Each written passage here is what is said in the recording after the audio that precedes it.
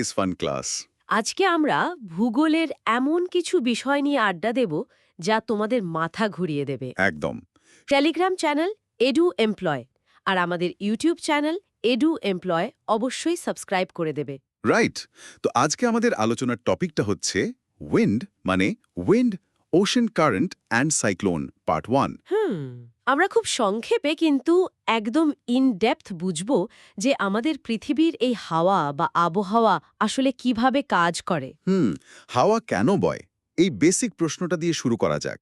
আমাদের প্রথম পয়েন্টটাই হচ্ছে উইন্ড অ্যান্ড প্রেশার ডিফারেন্স নিয়ে। হ্যাঁ, ইংলিশ টার্মটা বা বইয়ের লাইনটা যদি বলি, wind blows because of differences in air pressure in the earth's atmosphere, air moves from high pressure to low pressure. মানে ব্যাপারটা যদি রিয়েল লাইফের সাথে মেলাই, think of it like a crowded local train.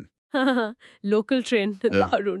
হ্যাঁ, হাই প্রেশার মানে হলো একদম অফিস টাইমের ভিড়, বগি, আর লো প্রেশার মানে একদম ফাঁকা বগি। এখন সাধারণ মানুষের রিয়াকশন কি হবে? সবাই স্বাভাবিকভাবেই ওই ভিড় থেকে ফাঁকা জায়গার দিকে দৌড়াবে। এক্স্যাক্টলি। হাওয়া সবসময় ওই ভিড় থেকে ফাঁকা জায়গার দিকে দৌড়ায়। সো বেসিক্যালি প্রেশার ডিফারেন্সই হলো হাওয়ার ইঞ্জিন। আর এটা মনে রাখার মজার উপায় হলো high to low, that's how the winds go. মানে বেশি থেকে কম, হাওয়ার এটাই নিয়ম। High to low, that's how the winds go. Brilliant. কিন্তু এই যে প্রেশারের ডিফারেন্সটা, এটা তৈরি হচ্ছে কিভাবে? এটাই তো আমাদের সেকেন্ড পয়েন্ট, আনইকুয়াল হিটিং, তাই না? একদম। বইতে বলা আছে the sun hits the earth unevenly. At the equator low air pressure due to rising warm and light air, আর at the poles high air pressure because of sinking cold and dense air. তো এটা তো বেশ logical. হ্যাঁ, মানে অর্থের সব জায়গায় সূর্যের আলো তো সমানভাবে পড়ে না। ইকুয়েটর হলো একদম তাওয়ার মতো গরম, সেখানে হাওয়া গরম আর হালকা হয়ে ওপরের দিকে ওঠে, তাই সেখানে লো প্রেশার তৈরি হয়। আচ্ছা। আর পোলস বা মেরু অঞ্চল হল ফ্রিজের ডিপ কম্পার্টমেন্ট, হাওয়া ঠান্ডা আর ভারী হয়ে নিচে বসে যায়, যার ফলে সেখানে ক্রিয়েট করে হাই প্রেশার। মানে সোজা কথায় বলতে গেলে গরম হাওয়া গ্যাস বালুন, যেটা ওপরে ওঠে, আর ঠান্ডা হাওয়া ভারী পাথর, যেটা নিচে বসে যায়। ঠিক ধরেছ। এবারে এই যে হাওয়া চলতে শুরু করলো, এদের তো একটা নাম দিতে হবে। আমাদের থার্ড পয়েন্ট হলো নেমিং অফ উইন্ড। এই নাম দেওয়ার ব্যাপারটা কিন্তু বেশ মজার। হ্যাঁ, the term is a wind is named based on the direction from which it originates. এটা একদম পাতি লজিক। হাওয়া যেদিক থেকে জন্ম নেয় বা আসে সেটাই তার নাম। ওয়েস্ট থেকে এলে ওয়েস্টার্লি, ইস্ট থেকে এলে ইস্টার্লি। একদম। তাই মনে রাখার ট্রিক হলো যেখান থেকে উৎপত্তি সেটাই হাওয়ার পরিচিতি। যেখান থেকে উৎপত্তি সেটাই হাওয়ার পরিচিতি। নাইস। এবার একটু টাইপস নিয়ে কথা বলা যাক। Point 4, types of wind, trade winds. হ্যাঁ, trade winds blow from subtropical high-pressure areas to the equatorial low-pressure belt. They are permanent winds. They are of two types, westerlies and easterlies. Permanent winds. হ্যাঁ, এরা হলো একদম permanent employee, রোজ fixed duty. Subtropical high থেকে ইকুয়েটরের লো প্রেশারের দিকে সারা জীবন বয়ে চলে। বই অনুযায়ী এদের দুটো টাইপ, ওয়েস্টার্লিস এবং ইস্টার্লিস। হ্যাঁ, ট্রেড উইন্ড হলো তাহলে সরকারি চাকরি, কোনো চেঞ্জ নেই, একদম পার্মানেন্ট। একদম তাই। তবে পৃথিবীর সব হাওয়া কিন্তু এরকম পার্মানেন্ট সরকারি চাকরি করে না। আমাদের ৫ নম্বর পয়েন্ট হল types of wind, local winds. হ্যাঁ, বইয়ের ভাষায় লোকাল উইন্ডস আর winds that blow over short distances and are typically caused by local geographic features and temperature differences in specific areas. তো এটাকে তুমি কিভাবে এক্সপ্লেন করবে? লোকাল উইন্ডস হলো পাড়ার ডন। এরা বেশি দূর যায় না, শুধু নিজের এলাকার জিওগ্রাফিক্যাল ফিচার্স আর টেম্পারেচারের পার্থক্যের জন্য এদের তৈরি হয়। মানে ওই শর্ট ডিস্টেন্সে এদের রাজত্ব। দারুণ বলেছ। লোকাল উইন্ড মানে পাড়ার লোকাল মাস্তান, নিজের গণ্ডিতেই ভগবান। হ্যাঁ, পাড়ার লোকাল মাস্তান। আচ্ছা, এবার আমরা ওই পার্মানেন্ট এমপ্লয়ীদের কাছে ফিরে যাই। Point 6, easterlies. হ্যাঁ, ইস্টার্লিজের পয়েন্টটা হলো steady winds that blow from east to west near the earth's equator, found between approximately 30 degree latitude north and south and the equator. Blow from northeast in northern hemisphere and southeast in southern hemisphere. Created due to Coriolis effect and unequal heating. বাপরে, অনেক information. হ্যাঁ, একটু ডিটেলে বলি, ইস্টার্লিজ হলো steady winds, east থেকে ওয়েস্টে যায়। 30 degree Latitude থেকে ইকুয়েটরের দিকে এরা ছুটে আসে। ওকে। নর্দার্ন হেমিসফিয়ারে নর্থ থেকে, আর সাউদার্নে সাউথ থেকে আসে। কেন হয়? ওই যে আনইকুয়াল হিটিং আর কোরিওলিস এফেক্টের চক্করে। মনে রাখার জন্য একটা ছড়া বলে দিই, E for ইস্টার্লিজ R E for ইকুয়েটরের দিকে যায়। Perfect.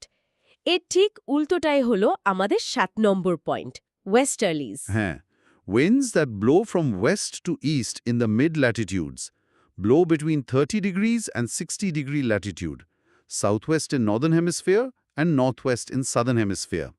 Coriolis effect causes deflection toward the east. মানে এরা ওই 30 থেকে 60 ডিগ্রির মধ্যে থাকে। হ্যাঁ, আর Coriolis effect এদের ধাক্কা মেরে ইস্টের দিকে ডিফ্লেক্ট করে দেয়। নর্দার্নে সাউথওয়েস্ট আর সাদার্নে নর্থওয়েস্ট থেকে আসে এরা। তো এর মেমরি হ্যাকটা হলো ওয়েস্টার্লিজ যায় ওয়েস্ট থেকে ইস্টে 30 থেকে 60 রেঞ্জে। দারুণ। আচ্ছা, এত হাওয়া হাওয়া করছি আমরা, হাওয়া বা প্রেশার মাপে কিভাবে, সেটা নিয়ে আমাদের 8 নম্বর পয়েন্ট, ব্যারোমিটার ইন্ডিকেশন। এই পয়েন্টটা ভীষণ important. When the barometric readings suddenly decrease, it indicates that the weather will be very stormy. তার মানে ব্যারোমিটার নামলে খবর আছে। একদম, ব্যারোমিটারের পারদ হঠাৎ ধপাস করে পড়ে গেলে বুঝবে বিপদ। ইট মিনস প্রেশার একদম ড্রপ করেছে আর ভয়ঙ্কর ঝড় বা স্টর্মি ওয়েদার আসছে। মানে barometer down, storm is in town. হ্যাঁ, একদম তাই।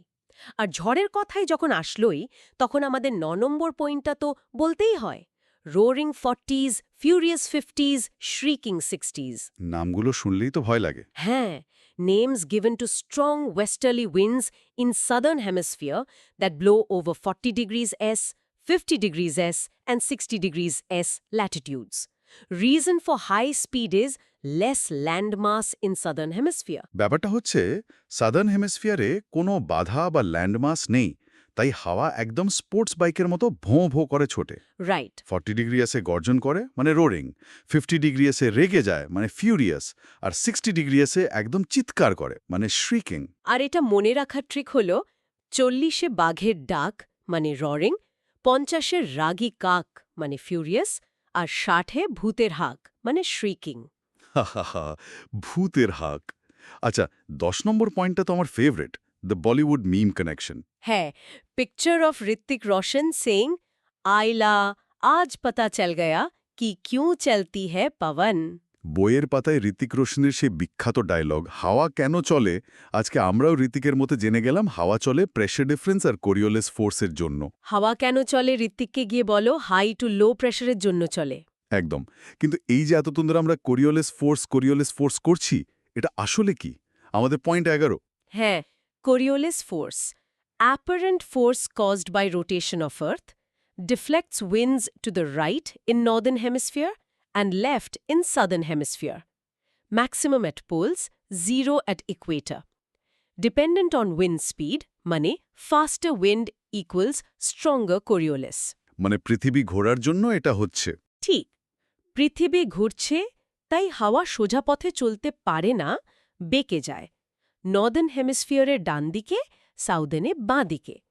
পোলসে এর পাওয়া ম্যাক্সিমাম আর ইকুয়েটরে গোল্লা মানে জিরো। আর স্পিডের ব্যাপারটা? হাওয়া যত স্পিডে বইবে, ডিফ্লেকশন তত বেশি হবে। আচ্ছা, তাহলে মনে রাখার স্লোগান হলো নর্থে রাইট, সাউথে লেফট, নর্থে ডান, সাউথে বাম, কোরিওলিসের এই তো কাম। হা, দারুণ। এরপর আসছি 12 নম্বর পয়েন্টে, জিওস্ট্রফিক wind. Wind that blows when pressure difference and Earth's rotation, মানে Coriolis, balance each other out, moves parallel to isobars or perpendicular to pressure gradient force without changing direction, usually higher up where there's less friction. মানে যখন pressure gradient আর Coriolis force একে অপরের সাথে একদম সমান বা balance হয়ে যায়, তখন হাওয়া আইজোবার্সের প্যারালেলে চলতে শুরু করে। এটা কোথায় হয় মূলত? এটা মূলত অনেক উঁচুতে হয়, যেখানে ঘর্ষণ বা ফ্রিকশন একদম কম থাকে। বুঝলাম, মানে জিওস্ট্রফিক মানে পারফেক্ট ব্যালেন্স, প্রেশার আর কোরিওলিসের পাগ অফ ওয়ারের ড্র। একদম পারফেক্ট ড্র। এবার পয়েন্ট 13, মেজারিং ইনস্ট্রুমেন্টস। এটা তো একটা মিনি কুইজ হয়ে যাক। উইন্ড ডিরেকশন, উইন্ড স্পিড আর হিউমিডিটি মাপে কি দিয়ে? উইন্ড ডিরেকশন মাপে উইন্ড ভেইন দিয়ে, উইন্ড স্পিড হলো অ্যানিমোমিটার, আর হিউমিডিটি হলো হাইগ্রোমিটার। রাইট। হাওয়ার দিক মাপা হয় উইন্ড ভেন দিয়ে, হাওয়ার স্পিড বা গতি মাপা হয় অ্যানিমোমিটার দিয়ে, আর বাতাসে কতটা জলীয় বাষ্প বা হিউমিডিটি আছে তা মাপে হাইগ্রোমিটার। আর এটা গুলিয়ে না ফেলার মেমরি হ্যাক হলো দিক দেখায় ভেন, স্পিড মাপে অ্যানিমোমিটারের অ্যানে, আর জলকণা মাপে হাইগ্রো। ফাটাফাটি। পয়েন্ট 14, ITCZ বা intertropical convergence zone. Forms when northeast trade winds meet southeast trade winds, found between Tropic of Cancer and Tropic of Capricorn. In July, it is located at 20 degrees N to 25 degrees N. মানে এটা একটা meeting point. হ্যাঁ, আইটিসিজি হল সেই grand মিলনস্থল, যেখানে north আর সাউথে trade wind এসে কোলাকুলি করে। এটা ট্রপিক অফ ক্যান্সার আর ক্যাপ্রিকর্নের মাঝে থাকে, আর জুলাই মাসে এটা একটু নর্থে মানে 20 ডিগ্রি এন 25 ডিগ্রি এনে শিফট হয়ে যায়। মনে রাখার জন্য আমি বলবো ITCZ মানে international trade wind coordination zone. হাহা, শুধু মনে রাখার জন্য বললাম কিন্তু। হাহা, ভালো ট্রিক। এবার এই শিফট করার ব্যাপারটা নিয়েই আমাদের 15 নম্বর point, movement of ITCZ. Move seasonally following the sun's position. North in summer, south in winter. Moves more north-south over land than water. কারণ ocean heats slowly. ঠিক, আইটিসিজি একদম সূর্যমুখী ফুলের মতো। আর সূর্য যেদিকে যায় সেও সেদিকে যায়। সামারে নর্থে, উইন্টারে সাউথে, আর ডাঙ্গা বা ল্যান্ড তাড়াতাড়ি গরম হয় বলে সমুদ্রের চেয়ে ডাঙ্গার ওপর এর লাভঝাপ বেশি। হ্যাঁ, তাই মনে রাখবে, সূর্যের ছায়া, ITCZর মায়া। সূর্যের ছায়া, আইটিসিজির মায়া। দারুণ! আমরা একদম শেষ পয়েন্টে চলে এসেছি। পয়েন্ট 16, ডলড্রামস। ইকুয়েটরের চারিদিকে যে লো pressure area, where the prevailing winds are calm. কাম মানে শান্ত। হ্যাঁ, ইকুয়েটরের ঠিক কাছে এমন একটা লো প্রেশার জায়গা আছে যেখানে হাওয়া একদম শান্ত, বোরিং, কোনো হুড়োহুড়ি নেই, একদম চিল জোন। চিল জোন। তার মানে ডোলড্রামস মানে একদম ডাল ডাল আর বোরিং এলাকা। একদম তাই। তো এই ছিল আমাদের আজকের কোর ডিসকাশন। তবে যাওয়ার আগে একটা কথা সবাইকে ভাবতে বলবো। কি কথা? ইম্যাজিন যদি পৃথিবী ঘোরা বন্ধ করে দিত, কোনো কোরিওলিস ফোর্স থাকত না, হাওয়া সোজাসুজি পোল থেকে ইকুয়েটরে চলে আসত। একবার ভাবো তো, তাহলে আমাদের ওয়েদার কতটা অদ্ভুত আর ভয়ঙ্কর হতো। উফ, জাস্ট ভাবলেই গায়ে কাঁটা দিচ্ছে। সত্যি নেচার কতটা ব্যালেন্সড ওয়েতে কাজ করে। তা আজকের মতো এখানেই শেষ করছি। পরবর্তী ক্লাসের জন্য এডু এমপ্লয় ইউটিউব চ্যানেলটি সাবস্ক্রাইব করে রেখো এবং নোটের জন্য এডু এমপ্লয় টেলিগ্রাম চ্যানেলে যুক্ত হয়ে যাও। লিটারালি অন্য লেভেল। হ্যাঁ, কারণ আজ দেখাচ্ছে। একদমই তাই। জিওগ্রাফি যে শুধু ম্যাপ আর ডেটার বিষয় নয়, সেটা আজকের আলোচনা শুনলেই পরিষ্কার হয়ে যাবে। আজকের মিশনে আমরা মূলত 4টে মেন টপিক ডিকোড করব। প্রথমটা হলো ডলড্রামস, তারপর লোকাল উইন্ডস বা স্থানীয় বায়ু, তারপর ল্যান্ড অ্যান্ড সি ব্রিজ মানে স্থলবায়ু ও সমুদ্রবায়ু, আর সবশেষে প্রকৃতির সবচেয়ে ধ্বংসাত্মক অথচ ফ্যাসিনেটিং রূপ। রাইট, সাইক্লোনস বা ঘূর্ণিঝড়। যাক, আমাদের নোটের ফার্স্ট টপিক হচ্ছে doldrums and horse latitude. Doldrums নিয়ে নোটসে বলা হয়েছে they are found between 10 degrees north and 10 degrees south. The doldrums overlap with the ITCZ region. তো এই ডোলড্রামস ব্যাপারটা আসলে কি? আচ্ছা, ডোলড্রামসকে তুমি আমাদের ক্লাসের সবচেয়ে শান্ত, চুপচাপ আর বোরিং ব্যাকবেঞ্চারের সাথে তুলনা করতে পারো। বোরিং ব্যাকবেঞ্চার মানে যে ক্লাসে আছে কি নেই কেউ টেরই পায় না। এক্স্যাক্টলি। ব্যাপারটা হচ্ছে নিরক্ষরেখা বা ইকুয়েটরের ঠিক 10 ডিগ্রি উত্তর এবং 10 ডিগ্রি দক্ষিণের মাঝখানের এই জোনটা এতটাই শান্ত যে এখানে বাতাসের কোনো হরাইজন্টাল মুভমেন্ট বা আড়াআড়ি প্রবাহ প্রায় বোঝাই যায় না। এই জায়গাটা আইটিসিজি মানে ইন্টারট্রপিক্যাল কনভার্জেন্স জোনের সাথে ওভারল্যাপ করে। কিন্তু এখানে বাতাস এত শান্ত কেন থাকে? পৃথিবীর অন্যান্য জায়গায় তো দিব্যি হাওয়া বয়। এর পেছনের সায়েন্সটা খুব ইন্টারেস্টিং। নিরক্ষরেখার উপর সূর্যের আলো সারা বছর একদম লম্বভাবে পড়ে। এর ফলে সেখানকার বাতাস প্রচণ্ড গরম হয়ে যায়। আর আমরা জানি গরম বাতাস হালকা হয়ে সোজা উপরের দিকে উঠতে শুরু করে। ও আচ্ছা, মানে বাতাস সারফেস ধরে না বয়ে। হ্যাঁ, সোজা উপরে উঠে যাচ্ছে। তাই সারফেসে কোনো বায়ুপ্রবাহ ফিল করা যায় না। আগেকার দিনে যখন পালতোলা জাহাজ বা সেলিং শিপস সমুদ্র দিয়ে যেত, তখন এই ডোলড্রামস অঞ্চলে এসে তারা রীতিমতো ফেঁসে যেত। কারণ পাল ওড়ানোর মতো কোনো বাতাসই নেই। রাইট, দিনের পর দিন জাহাজ এক জায়গায় দাঁড়িয়ে থাকত। বাপরে! দিনের পর দিন মাঝ সমুদ্রে আটকে থাকা, সেটাও আবার স্রেফ বাতাসের অভাবে। এটা নাবিকদের জন্য কতটা ফ্রাস্ট্রেটিং ছিল সেটা ভাবলেই অবাক লাগে। স্টুডেন্টদের এই কনসেপ্টটা মনে রাখার জন্য একটা দারুণ শর্টকাট বা মেমরি হ্যাক হতে পারে 10-10 ডোলড্রামস, বোরিং লাইফ, নেই কোনো ড্রামস। হা, পারফেক্ট। মানে নিরক্ষরেখার 10 ডিগ্রি নর্থ আর সাউথের মধ্যে কোনো ড্রামস বা উত্তেজনা নেই, একদম বোরিং আর শান্ত। এই হ্যাকটা দিয়ে কনসেপ্টটা খুব সহজেই রিকল করা যাবে। একদম। এবার আসি নোটের পরের পয়েন্টে, এবং এটা লিটারালি একটা গল্পের মতো। Horse latitudes are regions located about 30 degrees north and 30 degrees south of the equator. It is an area of subtropical high. It is a high-pressure area at divergence of trade winds and westerlies. They are characterized by sunny skies, calm winds, and a very little precipitation. আচ্ছা, বাতাসের সাথে ঘোড়া বা হর্সের কি সম্পর্ক? নামটা এমন অদ্ভুত কেন? এর পেছনে একটা ডার্ক কিন্তু ফ্যাসিনেটিং হিস্ট্রি আছে। এই 30 ডিগ্রি উত্তর আর দক্ষিণ অক্ষাংশের জায়গাটা হলো একটা সাবট্রপিক্যাল হাই বা হাই প্রেশার জোন। ডোলড্রামস থেকে যে গরম বাতাস ওপরে উঠেছিল, সেটা ট্রপোস্ফিয়ারের ওপর দিয়ে গিয়ে এই 30 ডিগ্রি অক্ষাংশে এসে নিচে নামতে শুরু করে। আর বাতাস নিচে নামার কারণে এখানে একটা বিশাল হাই প্রেশার তৈরি হয়, রাইট? একদম ঠিক ধরেছ। আর এখানেই ট্রেড উইন্ডস এবং ওয়েস্টার্লিজ একে অপরের থেকে ডাইভার্জ করে বা আলাদা হয়ে যায়। আর হাই প্রেশার মানেই তো ওয়েদার একদম ক্লিয়ার, তাই না? ঠিক তাই। বাতাস নিচে নামলে সেখানে মেঘ তৈরি হতে পারে না। তাই এখানকার আকাশ থাকে একদম ঝকঝকে পরিষ্কার, বাতাস থাকে একদম শান্ত, আর প্রেসিপিটেশন বা বৃষ্টিপাত প্রায় হয়ই না।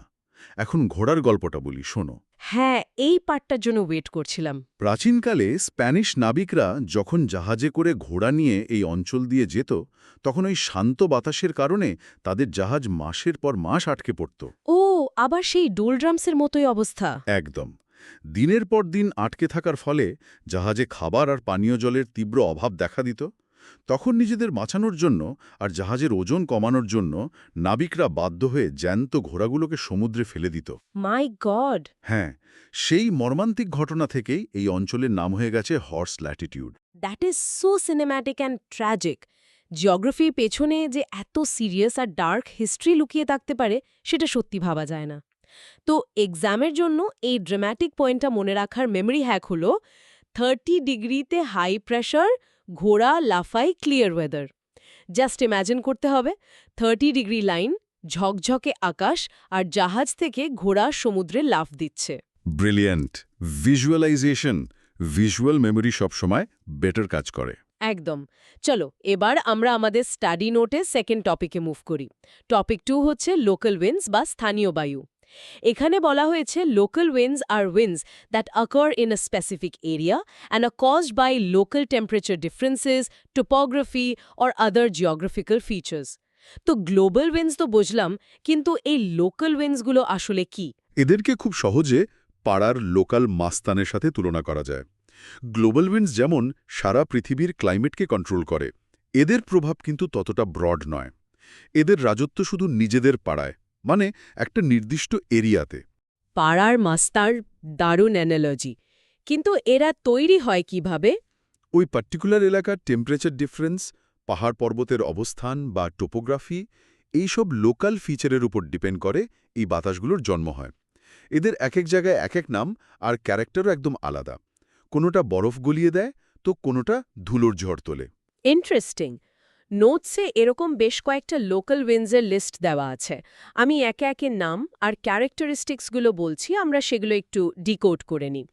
লিস্টের প্রথমেই আছে chinook. It is warm, dry wind and is also known as snow eaters because it melts snow cover. Place where it blows is Canada, eastern side of Rockies.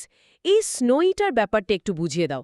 ক্যানাডায় তো এমনিতেই অনেক ঠান্ডা, সেখানে গরম বাতাস কোত্থেকে এলো? এটাই তো টোপোগ্রাফির ম্যাজিক। চিনুক হচ্ছে রকি পর্বতের পূর্ব দিকের একটা স্পেশাল বাতাস। প্যাসিফিক ওশান থেকে আসা আর্দ্র বাতাস যখন রকি পর্বত টপকে পূর্ব দিকে নিচে নামতে শুরু করে তখন ফিজিক্সের নিয়ম অনুযায়ী যাকে বলে অ্যাডিয়াব্যাটিক হিটিং সেই বাতাস প্রচণ্ড গরম আর শুষ্ক হয়ে যায়। আচ্ছা। এই বাতাস যখন বরফে ঢাকা কানাডার সমভূমিতে পৌঁছায় তখন কয়েক ঘন্টার মধ্যেই টেম্পারেচার এক ধাক্কায় অনেকটা বাড়িয়ে দেয়। তার মানে বরফ খুব দ্রুত গলতে শুরু করে। এক্স্যাক্টলি, মনে হয় যেন বাতাসটা বরফগুলোকে খেয়ে ফেলছে। এই জন্যই এদের নিকনেম দেয়া হয়েছে স্নো ইটার্স। ওয়াও, এর মেমোরি হ্যাকটা আমি বলে দিচ্ছি। চিনুক স্নো খায়, রকি পাহাড়ে গরম ছড়ায়। নেক্সট মাস্তান হল sirocco. It is warm, hot and dry wind. It also causes blood rain. Places Siberia, Canada, the US, Sahara, West Africa. তবে নোটিস স্পেসিফিক কনটেক্সট অনুযায়ী সাহারা থেকে মেডিটেরেনিয়ানের দিকেই এই ব্লাড রেনটা দেখা যায়। বাট এই ব্লাড রেন বা রক্ত বৃষ্টি, এটা শুনে তো রীতিমতো হরর মুভি স্ক্রিপ্ট মনে হচ্ছে। আক্ষরিক অর্থে এটা একটা হরর ভিজুয়াল। সিরক্কো যখন সাহারা মরুভূমি থেকে ধেয়ে আসে তখন সেটা প্রচুর লাল রঙের বালি আর ধুলো সাথে করে উড়িয়ে নিয়ে আসে। এরপর যখন এই বাতাস ভূমধ্যসাগর বা মেডিটেরেনিয়ান সি পার হয় তখন সেটা প্রচুর ময়েশ্চার বা জলীয় বাষ্প শুষে নেয়। তারপর অবশেষে এই বাতাস যখন ইউরোপের দিকে ঢোকে তখন বৃষ্টির সাথে ওই লাল বালি মিশে মাটিতে পড়ে। মানে আকাশ থেকে আক্ষরিক অর্থে লাল রঙের বৃষ্টি পড়ে। প্রাচীনকালে মানুষজন তো এটা দেখে নির্ঘাত ভাবত যে পৃথিবী ধ্বংস হয়ে যাচ্ছে। একদমই। সায়েন্স না জানলে এটা যে কাউকেই ভয় পাইয়ে দেবে। Mind blowing. এর পরেরটা হলো khamsin. It is hot, dry and dusty wind. Place is Gulf of Guinea, Egypt. Khamsin হল মিশরের একটা টিপিক্যাল মরুভূমির বাতাস। প্রচণ্ড গরম, একদম শুকনোর খটখটে আর ধুলোয় ভর্তি। স্প্রিং সিজনে এই বাতাস বইতে শুরু করে এবং মিশরের দৈনন্দিন জীবনযাত্রাকে বেশ ব্যাহত করে। চারপাশ ধুলোয় অন্ধকার হয়ে যায়। বুঝতে পারছি। এবার লিস্টের সবচেয়ে অদ্ভুত নামটা পড়ছি, harmattan. They are dry, dusty, warm winds. These winds are also known as doctor wind. Place is West আফ্রিকার সাহারা ডেজার্ট। আচ্ছা, বাতাস আবার ডাক্তার হয় কিভাবে? ডিগ্রি না থাকলেও এর কাজ কিন্তু ডাক্তারের মতোই। ওয়েস্টার্ন আফ্রিকার গিনি কোস্ট বা উপকূলীয় এলাকাগুলোতে আবহাওয়া খুব অস্বস্তিকর থাকে। চরম হিউমিডিটি আর স্যাঁতস্যাঁতে ভাবের কারণে সেখানে মশা আর নানা রকম অসুখ-বিসুখের প্রাদুর্ভাব খুব বেশি। মানে একদম আনবেয়ারেবল একটা কন্ডিশন। ঠিক। কিন্তু যখন সাহারা মরুভূমি থেকে এই শুষ্ক আর গরম হারমাট্টান বাতাসটা ওই অঞ্চলে এসে পৌঁছায় তখন ময়েশ্চারটা এক ধাক্কায় কমে যায়। ওই স্যাঁতস্যাঁতে ভাবটা একদম কেটে যায় আর ওয়েদারটা হঠাৎ করে খুব আরামদায়ক হয়ে ওঠে। ও নাইস। মানুষের স্বস্তি মেলে, অসুখের প্রকোপ কমে যায়। তাই ভালোবেসে তারা এর নাম দিয়েছে ডক্টর উইন্ড। That's beautiful. প্রকৃতির নিজের একটা হিলিং পাওয়ার আছে। এর জন্য মজার মেমোরি হ্যাকটা হতে পারে, হারমাট্টান ডাক্তারবাবু স্যাঁতস্যাঁতে ভাব করে কাবু। আচ্ছা, লিস্টের বাকি লোকাল উইন্ডগুলোও একটু দেখে নিই। Brickfielder is hot, dry and dusty wind in Australia. Blizzard, they are very cold and carry snow in Australian desert, Siberia, Canada, US. হ্যাঁ, ব্রেকফিল্ডার হলো অস্ট্রেলিয়ার গরম হাওয়ার দাপট। আর ব্লিজার্ড তো হলিউড মুভিতে প্রচুর দেখা যায়। সাইবেরিয়া, কানাডা বা ইউএসের সেই হাড় কাঁপানো বরফের তুফান, জিরো ভিজিবিলিটি, চারদিক শুধু সাদা বরফে ঢাকা। একদম। এছাড়াও ইউরোপ আর সাউথ আমেরিকার কিছু কোল্ড উইন্ডস বা ঠান্ডা বাতাসের কথা নোটে আছে। যেমন mistral, these are strong cold and dry winds in France. Bora, these are strong and cold winds in Adriatic Sea. Foehn, it is cold and dry wind in southern Alps mountain. এবং pampero, these are cold winds in pampas region, Argentina. এই mistral, bora, foehn আর pampero এরা সবাই হচ্ছে ঠান্ডার দেশের local ডন। Alps পর্বত থেকে ফন যখন নামে বা ফ্রান্সে যখন মিস্ট্রাল বয় তখন টেম্পারেচার এক ধাক্কায় অনেকটা নেমে যায়। এই বাতাসগুলো মূলত পাহাড়ের ঢাল বেয়ে প্রবল বেগে উপত্যকায় নেমে আসে। এদের এই স্পেসিফিক ক্যারেক্টারিস্টিক্স পুরোপুরি লোকাল টোপোগ্রাফির ওপর নির্ভরশীল। Great explanation. লোকাল উইন্ডস নিয়ে আমাদের কনসেপ্ট একদম ক্লিয়ার। চলো এবার টপিক নাম্বার 3তে যাওয়া যাক, land breeze and sea breeze, মানে স্থলবায়ু আর সমুদ্রবায়ু। নোটের লাইনটা হলো, land breeze and sea breeze are types of local winds that occur due to temperature difference between land and water.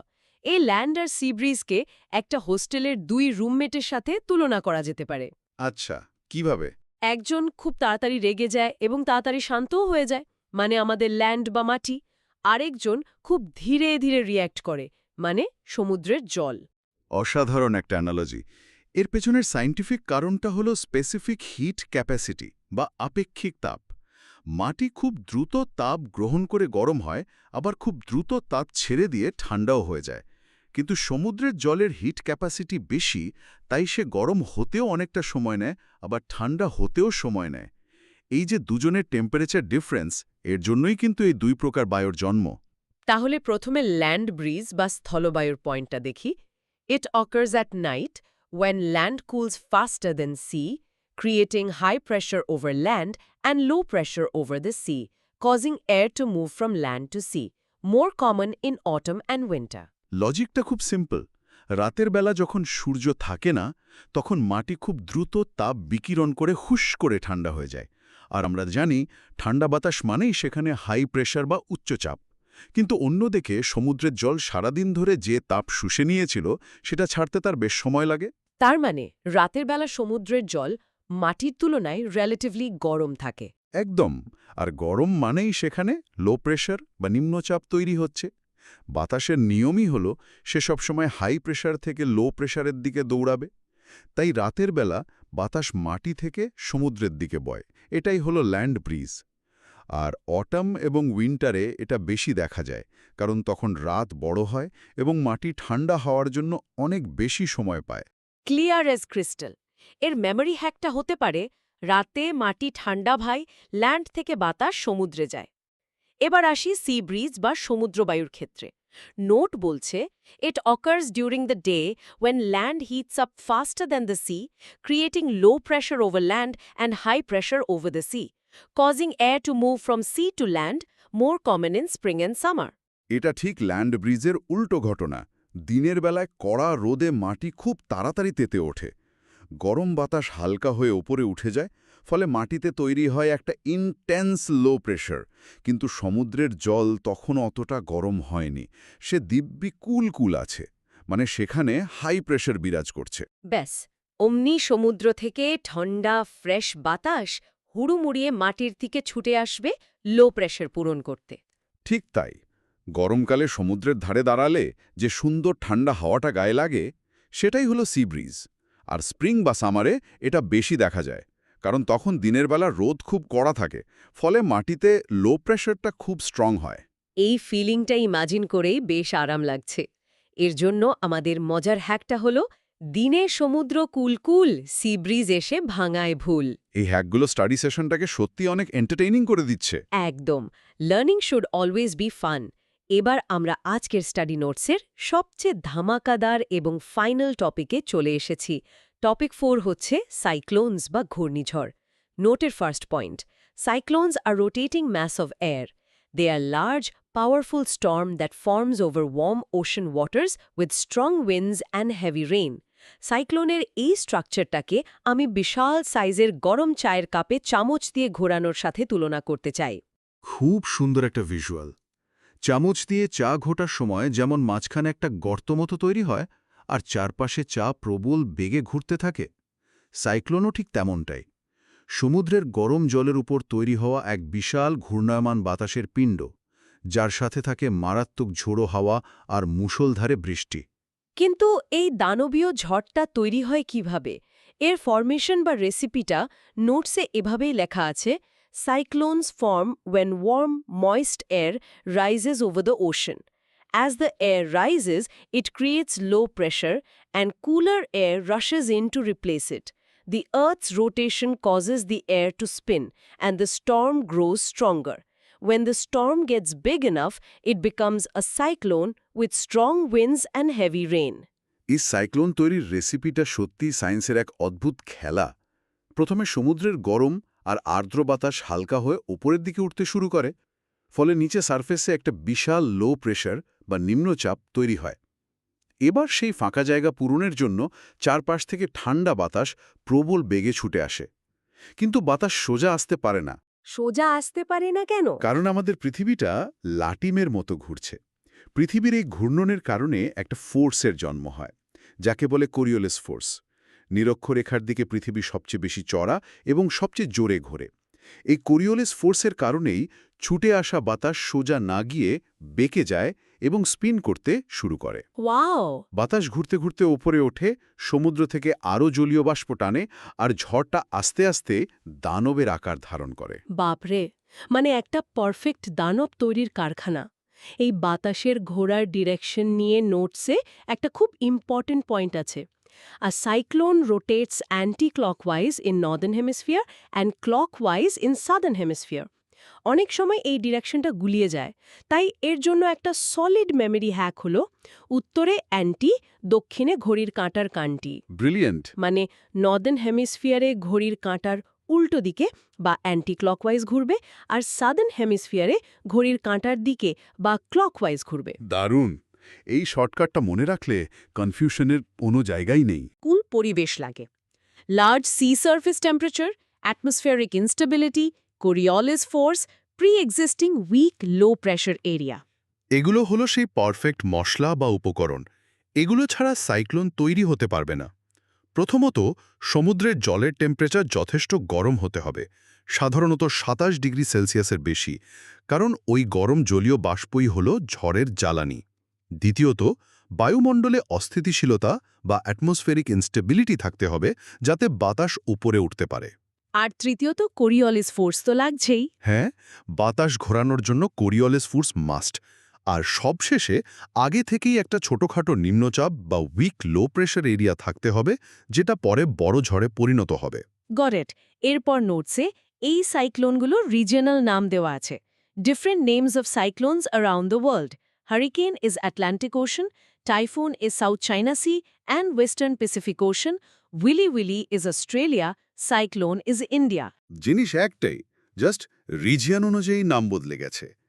অ্যাটলান্টিকে গেলে সে হ্যারিকেন, প্রশান্ত মহাসাগর বা সাউথ চাইনা সিতে টাইফুন, আর আমাদের ভারত মহাসাগরে সে শুধু সাইক্লোন। আর অস্ট্রেলিয়ার নামটা তো সবচেয়ে কিউট। হ্যাঁ, সাইক্লোনের মতো ডেঞ্জারাস জিনিসের নাম উইলি উইলি। শুনলে মনে হয় কোনো কার্টুন ক্যারেক্টার। এর মেমরি হ্যাকটা হলো অস্ট্রেলিয়ার উইলি, ইন্ডিয়ায় সাইক্লোনের কিলি। এবার আমরা আমাদের নোটসের একদম শেষ দুটো পয়েন্টে আসছি। ইমেজের ক্যাপশনে লেখা আছে the eye of cyclone which is calm region, এবং during cyclone cumulonimbus clouds are formed with extensive vertical development. একটা প্রশ্ন মাথায় আসছে, এত ভয়ঙ্কর একটা ঝড়ের মাঝখানটা নাকি একদম শান্ত থাকে। এটা কিভাবে পসিবল? এটাই প্রকৃতির সবচেয়ে অদ্ভুত প্যারাডক্স। সাইক্লোনের একেবারে সেন্টার বা কেন্দ্রকে বলা হয় দি আই বা ঝড়ের চোখ। চারপাশের বাতাস যখন ২০০ থেকে ২৫০ কিলোমিটার বেগে ঘুরছে, তখন এই আই রিজিয়ান বা চোখের ভেতরটা থাকে একদম শান্ত। আকাশ প্রায় পরিষ্কার, কোনো বৃষ্টি নেই। সিরিয়াসলি? হ্যাঁ, এর কারণ হল চারপাশের বাতাস এত জোরে ঘোরে যে সেন্ট্রিফিউগাল ফোর্সের কারণে বাতাস কেন্দ্রে ঢুকতেই পারে না। যারা ওই ঝড়ের চোখের নিচে থাকে তাদের মনে হতে পারে ঝড় বোধহয় থেমে গেছে। কিন্তু এটা তো একটা বিভ্রম মাত্র, তাই না? একদম। চোখটা পাস হয়ে গেলেই আবার উল্টো দিক থেকে প্রবল বেগে ঝড় শুরু হয়। আর এই সাইক্লোনের সময় কিউমুলোনিম্বাস মেঘ তৈরি হয়। এগুলো কোনো সাধারণ মেঘ নয়, এগুলো দেখতে একদম দানবের মতো, খাড়াভাবে আকাশের অনেক ওপর পর্যন্ত উঠে যায়, যাকে বলে এক্সটেন্সিভ ভার্টিক্যাল ডেভেলপমেন্ট। এই মেঘগুলোর জন্যই এত মারাত্মক বজ্রবিদ্যুৎ আর ভারী বৃষ্টিপাত হয়। উফ, থিঙ্ক অ্যাবাউট ইট। এত বিশাল একটা ন্যাচারাল ফিনোমেনন, চারদিকে ধ্বংসলীলা, আর তার সেন্টারে পেনড্রপ সাইলেন্স। এক্স্যাক্টলি। আর আজকের এই পুরো স্টাডি সেশনটা শেষ করার আগে একবার ভেবে দেখার মতো একটা বিষয় হল, শুধুমাত্র সামান্য তাপমাত্রার পার্থক্য এবং পৃথিবীর ঘূর্ণন কিভাবে সমুদ্রের মাঝখানে এমন এক দানবীয় শক্তির জন্ম দিতে পারে, যা হাজার হাজার কিলোমিটার পাড়ি দিয়ে পুরো একটা শহর তছনছ করে দেয়। প্রকৃতি একদিকে যেমন সুন্দর, যেমন ডক্টর উইন্ড মানুষকে আরাম দেয়, অন্যদিকে ঠিক তেমনই ভয়ঙ্কর শক্তিশালী। এই ব্যালেন্সটা সত্যি অবাক করার মতো। জিওগ্রাফি শুধু মুখস্থ করার বিষয় নয়, এটা হলো আমাদের পৃথিবীর শ্বাস-প্রশ্বাসের গল্প। What a thought to end on! সত্যি, আজকে সোর্স মেটেরিয়ালের লাইন বাই লাইন অ্যানালিসিস করতে গিয়ে আমরা প্রকৃতির কতগুলো অদ্ভুত সিক্রেট জেনে ফেললাম। ডোলড্রামসের বোরিং লাইফ থেকে শুরু করে সিরোক্কোর ব্লাড রেইন, সি ব্রিজের আরাম আর সাইক্লোনের আই পর্যন্ত প্রতিটি কনসেপ্ট আশা করি আমাদের স্টুডেন্টদের কাছে এখন একদম জলের মতো পরিষ্কার। আর মেমরি হ্যাকগুলো তো রিভিশনের সময় ম্যাজিকের মতো কাজ করবে। কনসেপ্ট আর লজিক ক্লিয়ার থাকলে যে কোনো টপিকই ইন্টারেস্টিং হয়ে যায়। আজকের মতো এখানেই শেষ করছি। পরবর্তী ক্লাসের জন্য এডু এমপ্লয় ইউটিউব চ্যানেলটি সাবস্ক্রাইব করে রেখো এবং নোটের জন্য এডু এমপ্লয় টেলিগ্রাম চ্যানেলে যুক্ত হয়ে যাও। যেখান থেকে শেষ করেছিলাম সেখান থেকেই আবার শুরু করা যাক। একদম। আজ আমরা আমাদের স্টাডি নোটের পার্ট 2 কভার করব। মানে সাইক্লোনের আসল খেলা থেকে সমুদ্রের স্রোত বা ওশান কারেন্টস কিভাবে পৃথিবীর বড় বড় মরুভূমিগুলো তৈরি করেছে, সবগুলোর নাড়িভুড়ি আজ আমরা একদম ফালা করে ফেলব। Sounds great. তো আগের অংশে আমরা সাইক্লোনের বেসিক কিছু জিনিস নিয়ে আলোচনা করেছিলাম, কিন্তু সবচেয়ে কনফিউজিং পার্টটা হলো ট্রপিক্যাল এবং টেম্পারেট সাইক্লোনের মধ্যে পার্থক্য। হ্যাঁ, আর এই টেম্পারেট সাইক্লোনকে কিন্তু জিওগ্রাফির ভাষায় এক্সট্রা ট্রপিক্যাল সাইক্লোনও বলা হয়। রাইট। প্রথমেই এদের অরিজিন বা উৎপত্তি স্থল নিয়ে যে ডিফারেন্সটা আছে সেটা বেশ ইন্টারেস্টিং। নোটে বলা আছে ট্রপিক্যাল সাইক্লোনগুলো অরিজিনেট ওভার সি, মানে শুধু সমুদ্রের ওপরেই এরা তৈরি হয়। আর টেম্পারেট সাইক্লোন? ওদের পয়েন্টটা হলো they originate over sea and land, মানে এরা জলেও তৈরি হতে পারে আবার স্থলেও। সো বেসিক্যালি ট্রপিক্যাল সাইক্লোন হলো ধরো একটা জলহস্তির মতো, শুধু জলেই এর জন্ম, ডাঙায় উঠলেই গেম ওভার। হ্যাঁ, ঠিক। আর টেম্পারেট হলো আমাদের ক্রিকেটের একদম অলরাউন্ডারদের মতো, জলেও খেলছে আবার স্থলেও ফিল্ডিং করছে। এর পেছনের লজিকটাও খুব সিম্পল। ট্রপিক্যাল সাইক্লোনের মেন ফুয়েল হলো গরম সমুদ্রের জল থেকে ওঠা লেটেন্ট হিট। ডাঙায় উঠলে ওই এনার্জি সাপ্লাইটা মানে ফুয়েলটা কাট অফ হয়ে যায়। Make sense. আর পরীক্ষার জন্য এটা মনে রাখার একটা দারুণ হ্যাক আছে। ট্রপিক্যাল শব্দটার মধ্যে ট্যুর বিষয়টা লুকিয়ে আছে ভাবো। আমরা ট্যুরে গেলে কোথায় যাই? সমুদ্রে। তাই ট্রপিক্যাল মানে শুধুই সি। Wow, nice. আর টেম্পারেটের টেম্পার বা রাগ অনেক বেশি, তাই সে কাউকে ছাড়ে না, জলেও যায় আবার স্থলেও যায়। পরের পয়েন্টটা হলো এদের ফরমেশন। ট্রপিক্যাল সাইক্লোন তৈরি হয় due to certain favourable condition over the sea. ওই যে তুমি বললে জলের টেম্পারেচার বেশি থাকতে হয়। হ্যাঁ, কিন্তু টেম্পারেট সাইক্লোন তৈরির প্রসেসটা একদম আলাদা। নোটে আছে formed due to frontogenesis, where the warm and cold air mass meet each other. এই ফ্রন্টোজেনেসিস টার্মটা বেশ খটোমটো। নামটা ওরকম হলেও কনসেপ্টটা কিন্তু একদম সিনেমার মতো। বাতাসে যখন গরম আর ঠান্ডা দুটো আলাদা ক্যারেক্টারের মাস বা স্তূপ মুখোমুখি হয়, তখন কেউ কাউকে জায়গা ছাড়তে চায় না। ভারী ঠান্ডা বাতাস যখন হালকা গরম বাতাসকে ধাক্কা দিয়ে ওপরে তুলে দেয়, তখনই সব গণ্ডগোল শুরু হয়। মানে টেম্পারেট সাইক্লোন হলো যেন বলিউডের কোনো অ্যাকশন দৃশ্য। একদিকে আছে গরম বাতাস আর অন্যদিকে কনকনে ঠান্ডা বাতাস। এই দুই বিপরীত শক্তির যখন মুখোমুখি সংঘর্ষ হয়, ওই ধাক্কাধাক্কিটাকেই জিওগ্রাফির ভাষায় ফ্রন্টোজেনেসিস বলে, তাই তো? এক্স্যাক্টলি। ফ্রন্টে এসে মুখোমুখি ধাক্কাধাক্কি ইজ ইকুয়াল টু ফ্রন্টোজেনেসিস। এটা শুধু টেম্পারেট সাইক্লোনেরই সিগনেচার স্টাইল। এরপর আসে এদের ধ্বংসলীলা বা ডিস্ট্রাকশনে। সাইজ আর ইম্প্যাক্টের দিক থেকে এরা পুরো বিপরীত। ট্রপিক্যাল সাইক্লোনের পয়েন্টটা হলো cover less area but cause major destruction, আর টেম্পারেট হলো cover large area but cause less destruction. হ্যাঁ, ট্রপিক্যাল সাইক্লোনগুলো খুব কনসেন্ট্রেটেড হয়। এনার্জি একটা ছোট জায়গার উপর ফোকাস থাকে বলে স্পিড মারাত্মক হয়। এটা আমাদের স্কুল লাইফের সাথে খুব ভালো মেলে। ট্রপিক্যাল হলো ক্লাসের সেই কড়া অঙ্কের টিচার যে অল্প জায়গায়, মানে শুধু ক্লাসরুমে থাকলেও মারাত্মক ধ্বংসলীলা চালায়। একদম পিন ড্রপ সাইলেন্স। আর টেম্পারেট হলো শান্ত স্বভাবের প্রিন্সিপাল। পুরো স্কুল ঘুরে দেখে, মানে লার্জ এরিয়া কভার করে, কিন্তু বকাঝকা খুব একটা করে না। জাস্ট মনে রাখতে হবে ছোট প্যাকেট বড় ধামাকা মানে ট্রপিক্যাল। হা, দারুণ। এবার ফ্রিকোয়েন্সির পয়েন্টটা দেখো। দে অকার রেয়ারলি হচ্ছে ট্রপিক্যালের জন্য, আর টেম্পারেট হলো ফ্রিকুয়েন্টলি। মানে ট্রপিক্যাল সাইক্লোন হলো ঈদ বা পুজোর ছুটির মতো কালে ভদ্রে আসে, আর টেম্পারেট হলো সোমবারের সকালের মতো বারবার ফিরে আসে। ঠিক। আর লাস্ট পার্থক্যটা হলো movement. Tropical move from east to west, আর temperate move from west to east. ম্যাপে তো সাধারণত ওয়েস্ট টু ইস্ট মুভমেন্ট দেখতেই আমরা অভ্যস্ত। তাই মনে রাখার ট্রিক হলো ট্রপিক্যাল মানে একটু উল্টো পথে চলা, অর্থাৎ ইস্ট টু ওয়েস্ট। ক্লিয়ার। তো সাইক্লোনের পার্ট শেষ। এবার নোটের পরের টপিকটা কিন্তু আরও ইন্টারেস্টিং, অ্যান্টি সাইক্লোন বা অ্যান্টি সাইক্লোন। হ্যাঁ, সাইক্লোন মানেই তো উথাল পাথাল, কিন্তু অ্যান্টি-সাইক্লোনের ডেফিনেশনে আছে formed around an area of high pressure where the air sinks, causing clear skies and calm weather. It usually brings dry, sunny conditions. মানে এটা সাইক্লোনের একদম উল্টো। হাই প্রেশারের কারণে বাতাস নিচে নেমে আসে, তাই আকাশ থাকে পরিষ্কার, একদম সানডে মর্নিংয়ের চিল ভাইব। রাইট, অ্যান্টি-সাইক্লোন মানেই অ্যান্টি-টেনশন। হাই প্রেশার বাতাসকে চেপে দেয়, তাই ওয়েদার শান্ত থাকে। আর এদের ঘোরার ডিরেকশনটা হলো নর্দার্ন হেমিসফিয়ারে ক্লকওয়াইজ আর সাউদার্ন হেমিসফিয়ারে অ্যান্টি ক্লকওয়াইজ। নর্থে ঘড়ির কাঁটার দিকে আর সাউথে উল্টো, কটেড। এবার চলো আমাদের নেক্সট এবং সবচেয়ে ডাইনামিক টপিকে ঢুকি, ওশন কারেন্টস বা সমুদ্র স্রোত। এই পার্টটা দারুণ। নোটে বলছে ওশন কারেন্টস আর large movements of water in the ocean that flow in a specific direction. Ocean water moves in two directions, horizontally and vertically. সমুদ্রের জলের এই মুভমেন্টকে আমরা জিমে যাওয়ার সাথে তুলনা করতে পারি। কেউ ট্রেডমিলে পাশাপাশি দৌড়ালে সেটা হরিজন্টাল মুভমেন্ট, যেটাকে নোটে কারেন্টস বলা হচ্ছে। আর ভার্টিক্যাল মুভমেন্টের পয়েন্টে বলা আছে আপওয়েলিংস অর ডাউনওয়েলিংস। হ্যাঁ, মানে জিমে গিয়ে ওঠা বসা দ্য স্কোয়াটস করলে সেটা হলো আপওয়েলিং বা ডাউনওয়েলিং। Perfect analogy. এরপর স্রোত তৈরির 5টা কারণ দেওয়া আছে। Reasons for movement: 1 wind, 2 density difference, 3 gravity, 4 Coriolis force, 5 coastline. এই 5টি কারণ হল সমুদ্রের ইঞ্জিন। আর এগুলো মনে রাখার হ্যাক হল WDGCC: wind, density, gravity, Coriolis, coast. ভাবো এগুলো সমুদ্রের বিশাল ওয়াশিং মেশিনের 5টা বাটন। একদম। আর জলের তাপমাত্রার উপর মুভমেন্ট নিয়ে বলা আছে cold water moves from poles to equator, warm water moves from equator to poles. এটা তো হিউম্যান সাইকোলজির মতো।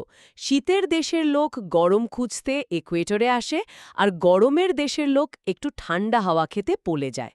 ম্যাপেও ওয়ার্ম কারেন্টস লাল রঙে আর কোল্ড কারেন্টস নীল রঙে দেখানো আছে। আচ্ছা, এবার সেই ম্যাজিক ট্রিকটায় আসা যাক। ওশন কারেন্টস মনে রাখাটা খুব কনফিউজিং, তাই না? হ্যাঁ, কিন্তু নোটে যে ট্রিকটা আছে, BP golf world cup California, এটা জাস্ট মাইন্ড ব্লোয়িং। পরীক্ষার হলে just BP golf world cup California মনে রাখলেই সব কোল্ড কারেন্ট খতম। চলো ডিকোড করি। বি বেঙ্গোলা, পি পেরু বা হামবোল্ট, জি গ্রিনল্যান্ড ও ওয়াশিও। ল্যাব্রাডর, ফলকল্যান্ড। ওয়ার্ল্ড মানে ওয়েস্ট অস্ট্রেলিয়ান ড্রিফট, কাপ মানে ক্যানারি। আর ক্যালিফোর্নিয়া তো ক্যালিফোর্নিয়াই। এই কটা বাদে যা কিছু আসবে, যেমন ব্রাজিল, আগুলাস, গালফ স্ট্রিম, চোখ বন্ধ করে ওয়ার্ম কারেন্টের বক্সে ফেলে দেবে। একদম সিম্পল ফিল্টার প্রসেস। এবার আসি ইফেক্টস অফ ওশন কারেন্টস বা সমুদ্র স্রোতের প্রভাবে। ফার্স্ট পয়েন্টটাতেই বিশাল একটা রিভেলেশন আছে। হ্যাঁ, পয়েন্টটা হলো cold ocean currents, they largely contribute to the formation of coastal deserts in west coast regions of tropical and subtropical countries. This is because the cold water makes the air above it cooler and less able to hold moisture. মানে ঠান্ডা জল বাতাসকেও ঠান্ডা করে দেয়, আর ঠান্ডা বাতাসের জলীয় বাষ্প বা ময়েশ্চার ধরে রাখার ক্ষমতা নেই। মেঘ নেই, বৃষ্টি নেই, তাই তৈরি হয় মরুভূমি। ঠিক তাই। Cold current equals to no rain, which means desert. ম্যাপের পশ্চিম দিকে তাকালে মরুভূমির ছড়াছড়ি দেখতে পাবে। চলো সোর্সের ম্যাপ থেকে মরুভূমিগুলোর নাম একবার মিলিয়ে নিই। নর্থ আমেরিকাতে আছে মোহাভে আর সোনোরেন। সাউথ আমেরিকাতে আটাকামা, যেটাকে ওয়ার্ল্ডস ড্রাইয়েস্ট ডেজার্ট বলা হয়। আফ্রিকাতে আছে বিশাল সাহারা আর নিচে নামিব এবং কালাহারি। এশিয়াতে আরেবিয়ান, গোবি, তাকলামাকান আর সেন্ট্রাল এশিয়ান ডেজার্ট। আর অস্ট্রেলিয়ার দিকে আছে গ্রেট অস্ট্রেলিয়ান আর গিবসন ডেজার্ট। ম্যাপে এই স্রোতগুলোর খেলা দেখলে সত্যি অবাক হতে হয়। এরপর second impact, warm ocean currents plus cold ocean currents. Together they create best fishing zones due to deposition of planktons.